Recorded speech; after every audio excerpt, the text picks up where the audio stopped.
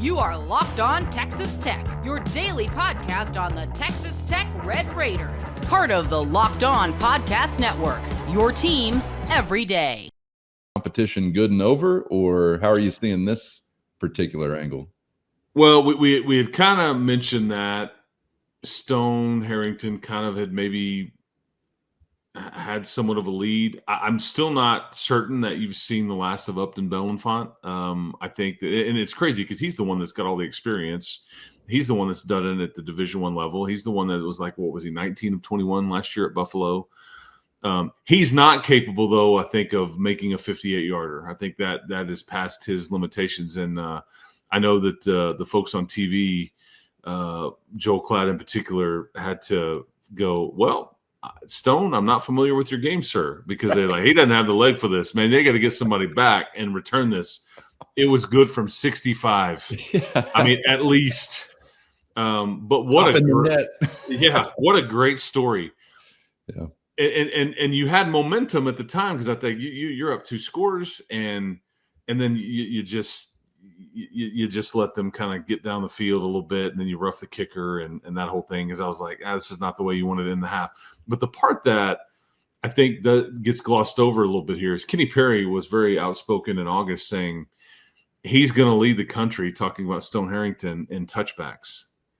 I think that Kenny Perry probably is right. He just eliminates that play, and any time that they have skied it or been short, it's been on purpose because they feel like, okay, we have an advantage here. We're going to try to squeeze you, and we think we can cut into some of this yardage here. But yeah, I don't think that you're in jeopardy of knock on wood, I guess, but that you're in jeopardy of having a kickoff return on you. That would hurt you. So. But yeah, you described it as a minor upset brewing weeks ago. If Harrington wound up being the guy, it wasn't necessarily the script, I guess. Well, I mean, the whole point of a lot of these portal additions were, we want you to come in and play, but we really want to create competition. And even Ian Hershey, there's a reason he was brought in here. He made everybody feel a bit, I don't know, not uncomfortable, but he was just. And I think they've loved him for it. So again, it's the role there, and he's backs up Jack, but he's also got experience at the Division I level. He's made a field goal in Jones AT&T for the Sun Devils a year ago, and so I think that I just didn't want to gloss over that because a 58-yarder, man, that's the second longest kick in school history. Is that right? Is it Garrett? Who's at the top of the list? Yep, 62 yards to win it. As John Harris said, I think on that call, it's like that ball came off his foot like a rocket. And then that was when the sections were getting moved over, stuff was getting thrown on the field, and my guys got suspended by allegedly Bob Bowlesby. Whatever. But that was incredible on the road, man, and it was still a very tight. At that time, so just a stone, amazing. And if you don't make it, that's also like we're playing pretty good on defense. Yeah, because if you don't make it, you're giving them the ball. I mean, close to midfield, right? Turnover, basically. And exactly, and that's why. Do you wonder, should we even attempt this? But boy, they didn't even think twice about it. I'm telling the guys upstairs during the game, I'm like, they're about to kick this, boys. Like, okay, I think they misunderstood. I was like, no, this is about the field goal kick. Stone Harrington's running out here. Like, okay, here we go. Altitude, no wind. I don't know, but I mean, whatever. He would have been good from at least 65 because it hit the back of the net. Oh yeah, on the money. Yes. But what a 25-yarder late in the ball game. He got me so relaxed and feeling like he was reliable. I think there was one point Tech punted sort of in a similar field situation that I was thinking, oh, we're not going to kick it. It was going the other way, and I thought the same thing. I'm like, well, wait a second. But at that point, that was about an hour of real time later, and the wind had picked up, and the wind was clearly – you were kicking into it. It was a bit of a crosswind there, but – Okay. On the field That's level, how it was quickly I'm like, we got this. yeah. What? We're not kicking it. Where he had just a slight breeze going the other way, but like Yeah. the wind had picked up a little bit, and it was if that ball had gotten up in the air, I think it would have risked. So anyway. Well, I want to say, even though we didn't see like dynamic stuff in the return game.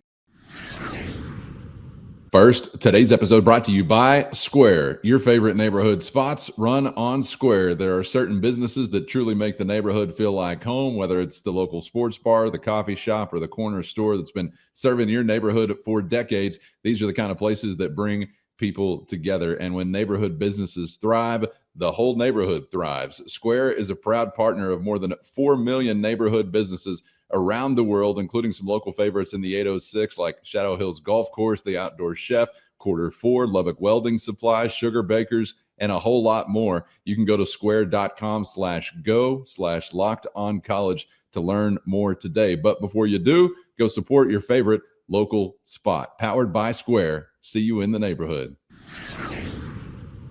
Best day of the year for Kenny Perry's group. The coverage on the punts. We talked about Jack Burgess on yesterday's reaction episode, flipping the field, man. It was a beauty.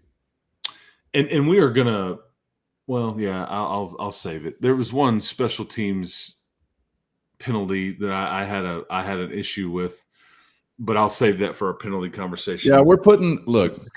I know you're wondering out there. We've been trying to delay this ugly penalty conversation for as long as we could this week, but we'll get to it on the next episode. Remind me, though, when we do get to it, about the fair catch interference.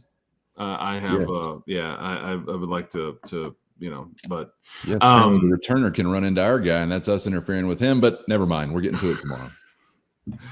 I don't want to spoil anything, but Cowan said it. I'm getting a little triggered already, Chris. And is young, like Joey is because this is a special teams comment too. But like Joey has said, this is such an old team, experienced team. You got valuable banked reps and snaps at the Division I level, and successful reps at that all over the field. And he will tell you, a little young at right tackle with Jacob Ponton. You're young at running back. You've got 2 true sophomores out there, but don't forget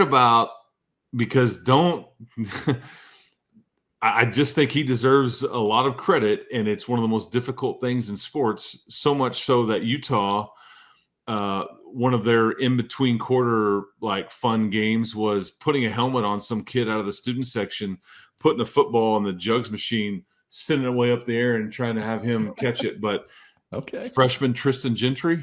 Yes, sir. I mean, freshman, and he fielded every one of them like a champ. Mm-hmm. And not an easy venue. The skill is very difficult to master, and he never had any problems. So again, you knock on wood there, but I just wanted to make sure that we mentioned his name too, because that could have been, in a very close game the way it was, that could have turned it at any point had he not handled one correctly, and there was just never a problem. Yeah, he was on the move. He was in tight space, fielding a couple in some different contexts, I guess. So, yeah, credit to him. I said there was nothing dynamic in the return game, but it's just fine to just secure it as well. I like a big return, but it's fine to just secure it and get your team the possession and move on. We talked about it on yesterday's reaction episode, but just all the right moves, all phases of the game, everything contributing to that big win for Texas Tech. We will get to the laundry issue, which was probably the ugliest aspect of Saturday's affair. And to think that you can win it walking away 34-10 when you have a difference of 10 or 11 penalties, 120 something yards given up between the two teams. I think Utah had 2 on the day. It's just amazing. But we'll circle back to that on the next episode and a whole lot more as we roll through this open week. Not for us. The bucket is full and overflowing. Chris, appreciate your time as always, man. Enjoyed it. And we'll see you for the next one. Yeah, man.